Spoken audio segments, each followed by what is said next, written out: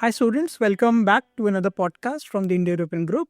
Today, we are going ahead with the Latvian Insider episode 5, where we will be discussing regarding the frequently asked questions over the past 4 videos we have shot. So, we have Miss Akansha with us again, who is the destination manager, and she will be helping you out with all the answers for the frequently asked questions. Welcome, ma'am, to the podcast. Hi Ritik, thank you so much for inviting me again. Yes so ma'am आज का podcast हम थोड़ा सा different करने वाले हैं। अभी तक हम डिस्कस करते थे लातविया के बारे में कि लातविया में कब जाना चाहिए, कैसे जाना चाहिए। बट आज का क्या है, आज स्टूडेंट्स की कुछ क्वेरीज हैं जो हमें रिसीव हुई हैं through YouTube, through direct channels, through in person walk-ins like that. So मैं कुछ बेसिक क्वेश्चन से शुरू करूँगा। सबसे पहला क्वेश्चन जो स्टूडेंट्स आजकल पूछ रहे हैं वो पूछते हैं कि लातविया में एज लिमिट क्या रहती है? ठीक है ऋतिक, अगर हम एज की बात करते हैं, जैसा आपका पहला सवाल है, लाटविया में पहले तो आपको बैचलर्स के प्रोग्राम मिलते हैं, मास्टर्स के मिलते हैं एंड पीएचडीज मिलते हैं। 3 तरीके के प्रोग्राम्स आपको अवेलेबल होते हैं। अगर मैं बैचलर्स की एज बात करूं, overall Latvian universities, I am very specific viewers, I am not specifically talking about individual universities, मैं अभी लाटविया की बात कर रही हूँ। तो लाटविया में अगर आप बैचलर्स पढ़ने के लिए जाते हैं तो आपका एज 25 और लेस देन 25 होना चाहिए। एंड अगर मैं मास्टर्स की बात करती हूँ, एज शुड बी 39 और less than 39, and for PhDs up to 55 years आप तब तक भी अप्लाई कर सकते हो। ओके सो जैसे कि अभी आपने व्यूअर्स के लिए एक कमेंट दिया कि मैं पर्टिकुलर यूनिवर्सिटी की बात नहीं कर रही हूँ। सो क्या इसका मतलब है कि कुछ यूनिवर्सिटीज़ के अपने एज क्राइटेरिया भी रहते हैं? बिल्कुल ऋतिक, लाटविया में एक यूनिवर्सिटी है, यूनिवर्सिटी का नाम है तुरीबा यूनिवर्सिटी। वो लोग अपने मास्टर्स के लिए बहुत ज्यादा स्पेसिफिक है एज को लेके। अगर आप या व्यूअर्स जो भी हमारा चैनल आपके देख रहे हैं, अगर आप तुरीबा यूनिवर्सिटीज में मास्टर अप्लाई करना चाहते हो तो 35 is the last age. They are not even take up 35 plus 36 37। Turiba में मास्टर्स अप्लाई करने की एज होती है लास्ट 35 और लेस देन 35। सो मैम मेरा अगला जो क्वेश्चन आता है वो आता है आपके एडमिशन प्रोसेसेस के ऊपर। क्या एडमिशन प्रोसेस में ऐसे कोई डॉक्यूमेंटेशंस हैं जो स्टूडेंट्स को एडिशनल चाहिए हो? जैसे सपोज अगर बच्चा बैचलर्स के लिए जा रहा है, 10th एंड 12th की मार्कशीट तो होगी, क्या उसके अलावा ऐसा कोई डॉक्यूमेंट है जो एडिशनल चाहिए होता है? बिकॉज ये बहुत सारे व्यूअर्स का क्वेश्चन है हमारे। ऋतिक, अगर आप लाटविया में किसी भी यूनिवर्सिटी में अप्लाई कर रहे हो तो कुछ डॉक्यूमेंट बहुत ज्यादा कॉमन है। जैसे अगर बच्चा बैचलर्स पढ़ने के लिए जा रहा है तो अब बच्चे का 10th marksheet certificate, 12th marksheet certificate, 12th का एडमिट कार्ड, जो बहुत सारे बच्चों को नहीं पता है।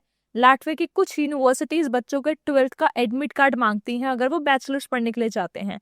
अदर देन दैट, आपका एसओपी मोटिवेशन लेटर, आपका सीवी, आपका MOI medium of instruction certificate अगर आपके पास आइल्स, पीटी या टॉफिल या ड्यूलिंगो नहीं है। अदर देन दैट आपका पासपोर्ट लगता है, and these are the basic documents. और अगर आप मास्टर्स पढ़ने के लिए जा रहे हैं तो इसमें डॉक्यूमेंट्स ऐड ऑन हो जाते हैं, आपका बैचलर्स की मार्कशीट, आपका डिग्री, एंड अगर आप में ऑलरेडी वर्क एक्सपीरियंस है तो गैप आपको जस्टिफाई करना होता है एक्सपीरियंस के तौर पे। एंड अगर आप मास्टर्स पढ़ने जा रहे हैं तो लेटर ऑफ रिकमेंडेशन मैंडेटरी होता है। अगर आप वर्किंग है तो आपको 2 लेटर LOR लगाना होता है, 1 फ्रॉम एकेडमिक, 1 फ्रॉम प्रोफेशनल।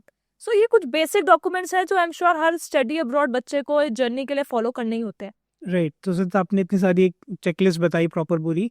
इसी में एक हमारा स्टूडेंट भी है जिन्होंने क्वेश्चन किया था हमसे इन पर्सन। उन्होंने पूछा था कि सर क्या कोई वर्ड लिमिट होती है एसओपी की? जब हम स्टेटमेंट ऑफ पर्पस डालते हैं तो जनरली हम एक्सपेक्ट करते हैं कि बच्चा खुद उसको क्राफ्ट करे ताकि यूनिवर्सिटी बच्चे के पर्सपेक्टिव से समझ पाए। इसी में ही एक स्टूडेंट का क्वेश्चन आया था कि क्या इसमें कोई वर्ड लिमिट भी होती है?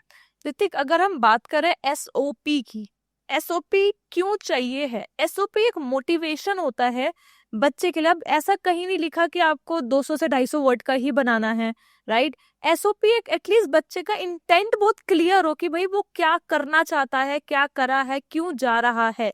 तो हमें वो बच्चे के एंड से SOP चाहिए होता है जिसमें उसके ऊपर हमें ब्रीफिंग डाली होती है। एटलीस्ट 2 पेजेस, अदरवाइज 1 पेज का तो हो, उससे कम का ना हो। Okay, so basically as such कोई वर्ड लिमिट नहीं है। There is no word limit कि आपको 300 वर्ड्स का ही बनाना है। SOP आप जितने अपने बारे में एक ब्रीफिंग दे सकते हो, बिकॉज सी आप एक ओवर भी कर दोगे तो वो भी एक नेगेटिव इम्पैक्ट है जी। आपने ChatGPT AI कॉपी पेस्ट कर दिया, राइट? आप उतना लिखो जितने की रिक्वायरमेंट है। ये भी नहीं कि आप ओवर वर्डिंग अपनी पेन डाउन करे जा रहे हो, कुछ भी लिखते जा रहे हो। SOP बेसिक SOP चाहिए जहाँ पे बच्चे का इंटेंशंस बहुत क्लियर आ जाता है। राइट, सो जैसे अपने अभी आप चैट जीपीटी या एआई की बात कर रहे थे, तो ये आजकल बहुत ट्रेंड में तो है ही, बट इस पे सबसे बड़ा सवाल ये उठता है कि इसमें प्लेजरिज्म बहुत आता है। सो प्लेजरिज्म कितना मैटर करता है लातविया जैसी कंट्री में? Hrithik, it's not about Latvia, I mean हर जगह पर है ना। ऑब्वियसली आईटी एआई इतना ज्यादा आगे बढ़ गया है कि हमारी normal day to day life में भी एआई को ही हम यूज कर रहे हैं। सो आई कैन नॉट से कि आप एआई को यूज मत करो, आप एआई को यूज करो, लेकिन जितनी की रिक्वायरमेंट है, ये नहीं कि आप पूरा का पूरा एसओपी कॉपी पेस्ट करके एआई का डाल रहे हो। तो अगर आपको लग रहा है कि आप डाल दोगे और किसी को पता नहीं चलेगा, तो I am so sorry. Universities के बाद टेक्नोलॉजीज होती है जहाँ पर उनको पता चलता है। सो आप एआई चैट जीपीटी का उतना यूज करो जहाँ पर आप वहां से कंटेंट पिक कर सको, थोड़ा बहुत वर्डिंग चेक कर सको। ये नहीं कि आपका पूरा आपने एसओपी कॉपी पेस्ट मार के एआई का डाल दिया है। तो ये चीज बहुत इंपॉर्टेंट होती है, जो कि बच्चों को पता होना बहुत जरूरी है। Right ma'am. सो इसी के साथ हमारा जो अगला सवाल आता है वो थोड़ा फाइनेंशियल बेसिस पे आ जाता है, क्योंकि स्टूडेंट्स को जो कॉम्प्लेक्सिटीज़ आती हैं वो फाइनेंस के मामले में आती है। अब जो प्रमोशंस होते हैं लातविया लिथुआनिया की, वो जनरली आपको पता है कि 3.5 लाख जहाँ फीस है कंट्री की, बच्चा बहुत इजीली अट्रैक्ट होता है। बट बच्चा एक चीज़ से बहुत ज़्यादा अनअवेयर है, वो है वहाँ का लिविंग एक्सपेंसेस। सो मैं चाहता हूँ कि आप थोड़ा सा लिविंग एक्सपेंस को क्लियर कीजिए कि हम लिविंग एक्सपेंसेस किस तरीके से वहाँ पे शो कर सकते हैं।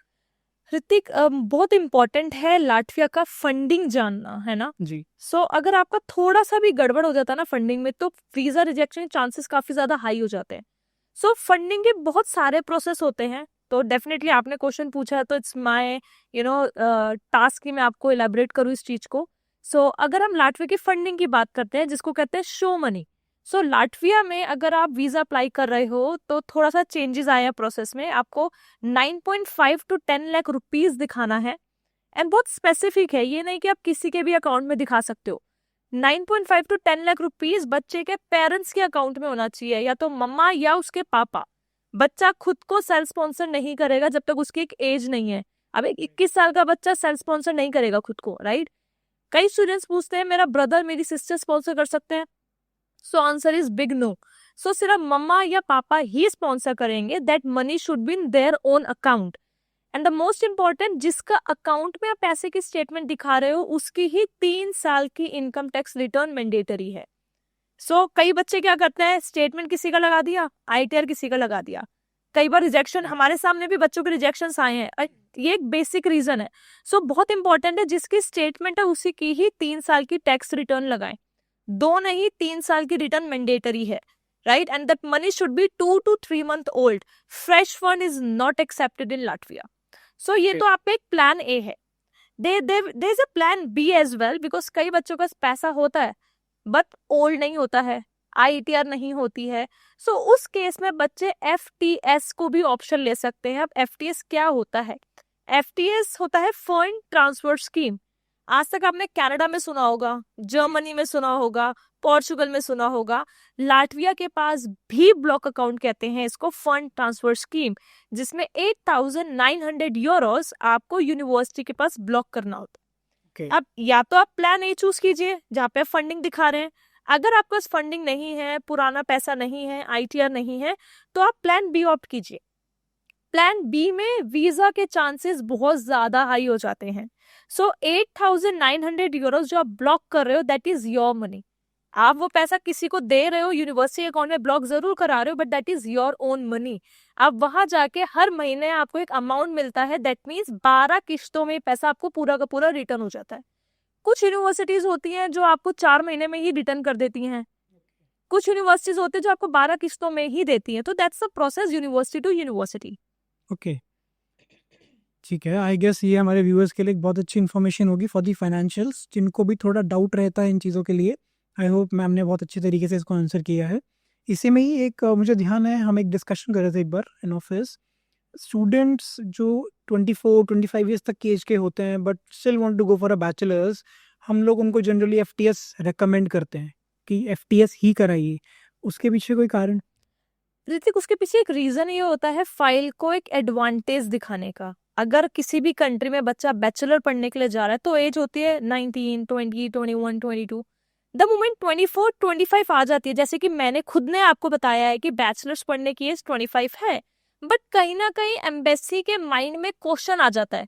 तो इससे पहले कि वो क्वेश्चन जनरेट हो, हम पहले ही फाइल को इतना क्लीन करके भेजते हैं, बिकॉज ऑब्वियसली 8,900 यूरोस ब्लॉक करके कोई बच्चा अपना 1 साल का पैसा खराब नहीं करेगा, राइट?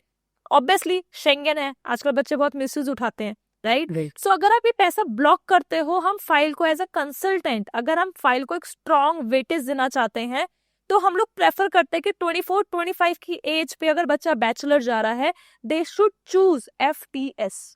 उसमें चांसेस वीजा के और ज्यादा बढ़ जाते हैं। फंडिंग दिखाने के लिए ऑब्वियसली कई बच्चों का सवाल होगा, अगर हम फंडिंग दिखाएंगे तो वीजा नहीं आएगा।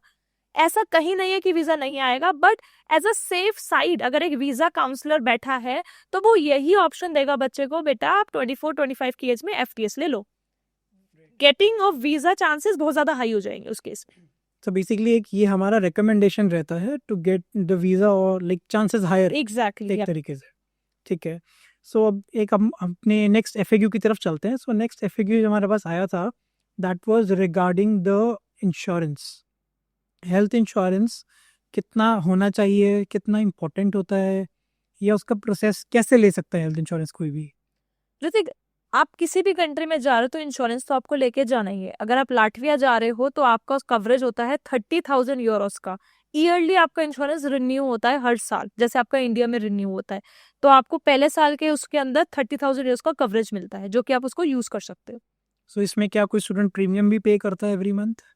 ईयरली आपका रिन्यूअल जाता है, जैसे आप इंडिया में पे जैसे करते हैं। एवरी मंथ का नहीं होता, ईयरली पे करना होता है, Okay. हर साल रिन्यू होता है वो। जी, बिकॉज जैसे हम और कंट्रीज का भी जब डिस्कशंस करते हैं तो जर्मनी में जैसे लोग नॉर्मली मंथली पे करते हैं प्रीमियम, ईयरली, यहाँ पे तो ईयरली लातियो में हमें एक बेनिफिट है कि हम वहाँ पे ईयरली पे कर सकते हैं। exactly. राइट, ठीक है। So ma'am, before we like end this video, so I would like you to please guide us students कुछ important tips and tricks before they proceed their journey for Latvia specifically. So you have the floor. Okay, so viewers, सबसे important message है, आप कभी भी ये मत सोचिए कि इनटेक में टाइम है तो हम बहुत आराम से अप्लाई करते हैं। ऋतिक, सबसे इम्पोर्टेंट होता है टाइम पे एप्लीकेशन लगना। जैसे कि आपको पता है कि लाटविया हमेशा 2 इनटेक देता है, जनवरी, फरवरी, अगस्त, सितंबर। सो अगर आप जनवरी फरवरी इनटेक प्लान कर रहे हो तो अभी भी आप काफी लेट हो। अगर अब आपने अप्लाई नहीं करा तो you can not even target Jain intake. और अगर अगस्त इनटेक भी प्लान कर रहे हो तो दिस इज अ टाइम आपको अब अप्लाई कर देना चाहिए, बिकॉज लाटविया का प्रोसेस काफी लेंदी है। एडमिशन कंडीशन लेटर आने में 2 से 3 महीने लग जाते हैं, because you have to face the interview, online test, and then उसके बाद वहाँ की गवर्नमेंट AIC खुद में 3 महीने का टाइम लेता है। सो कहीं ना कहीं एडमिशन में ही आपके 3 से 5 महीने का टाइम चला जाता है। सो मेरा एक बहुत इंपॉर्टेंट मैसेज है व्यूअर्स के लिए, जो भी चैनल देख रहे होंगे अभी, कि आप लोग अगर कोई भी इनटेक प्लान कर रहे हो, आप टाइम को वेस्ट मत करो। ये मत सोचो कि यूनिवर्सिटी की वेबसाइट में डेडलाइन नवंबर का आ रहा है, दिसंबर का आ रहा है तो हम तब अप्लाई करेंगे, बिकॉज आई एम श्योर आपके पास जो बच्चे आते होंगे उनके माइंड में ऐसा नवंबर की डेडलाइन है। बिल्कुल नवंबर का डेडलाइन है बिल्कुल है, लेकिन यूनिवर्सिटी का डेडलाइन है। यूनिवर्सिटी अपना लेटर दे देगी, लेकिन जो AIC है, जो एम्बेसी का पैटर्न है, उसको फॉलो करने के लिए भी टाइम चाहिए। So that's the most important message for everybody, कि टाइम से पहले अप्लाई कर लो।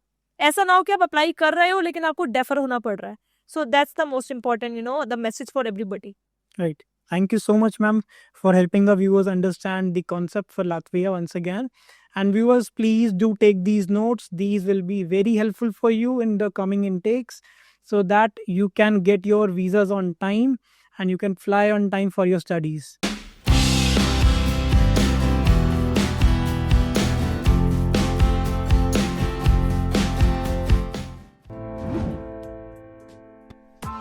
Press the bell icon on the YouTube app and never miss another update.